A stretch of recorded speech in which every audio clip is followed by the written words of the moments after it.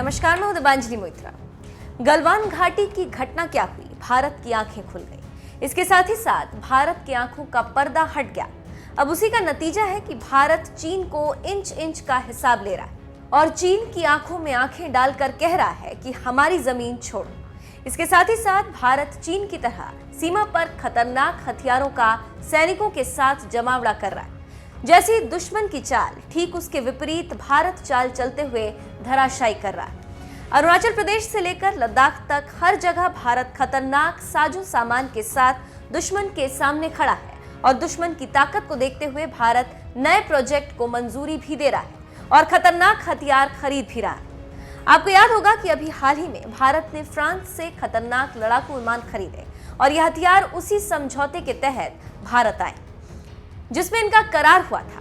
इसके साथ ही साथ मेक इन इंडिया के तहत भारत में भी खतरनाक हथियार बनाए जा रहे हैं जो DRDO, Hindustan aeronautical limited, Goa shipyard, Kochi shipping corporation के अंतर्गत बनाए जा रहे हैं। उसी कड़ी में भारत सरकार ने सुरक्षा को ध्यान में रखते हुए 42,000 करोड़ रुपए की लागत वाली स्टेल्थ सबमरीन बनाने की परियोजना को हरी झंडी दी। इस महत्वपूर्ण प्रोजेक्ट के तहत 6 पनडुब्बियां बनाई जाएंगी। हालांकि प्रोजेक्ट 75 इंडिया P75I के तहत भारतीय नौसेना को पहली पनडुब्बी साल 2022 में मिलेगी।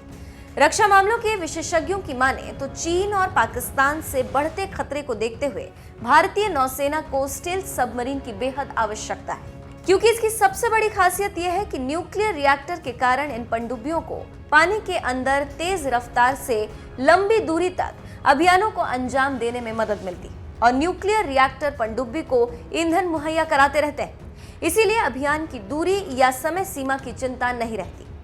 स्टेल्थ सबमरीन असीमित समय और दूरी तक जाकर युद्धक अभियानों को अंजाम दे सकती। भारतीय नौसेना को पानी के अंदर युद्ध के हथियारों की भारी कमी हो रही। अभी नौसेना के पास सिर्फ 2 स्कॉर्पियन और 13 पुरानी पीढ़ी के डीजल इलेक्ट्रिक सबमरीन, जिन्हें 20 साल पहले बेड़े में शामिल किया गया था। इनके अलावा भारतीय नौसेना के पास परमाणु क्षमता से लैस 2 पनडुब्बियां भी हैं। चीन हिंद महासागर में अपनी नौसेना की ताकत को लगातार बढ़ा रहा है, जिससे भारत के लिए लगातार चुनौती बढ़ती जा रही। चीन के पास इस समय 50 डीजल इलेक्ट्रिक और 10 न्यूक्लियर सबमरीन्स हैं, जबकि पाकिस्तान के पास 5 पनडुब्बियां। चीन अगले साल तक 8 चीनी युआन क्लास सबमरीन्स अपने बेड़े में शामिल कर लेगा। चीन और पाकिस्तान की नौसेना के पास एपीआई टेक्नोलॉजी पहले से थी। अब भारतीय नौसेना की कलवरी श्रेणी की पनडुब्बियों के लिए भी एपीआई टेक्नोलॉजी तैयार है।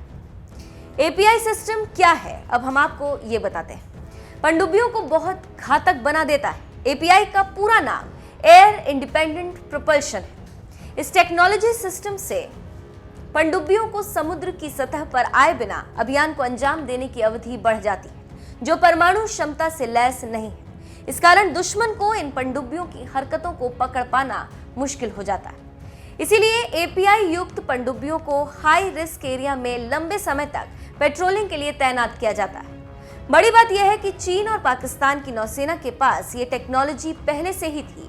अब भारतीय नौसेना की कलवरी श्रेणी की पनडुब्बियों के लिए भी एपीआई टेक्नोलॉजी तैयार है। इसे रक्षा अनुसंधान एवं विकास संगठन डीआरडीओ ने लार्सन एंड टूब्रो की मदद से विकसित किया है।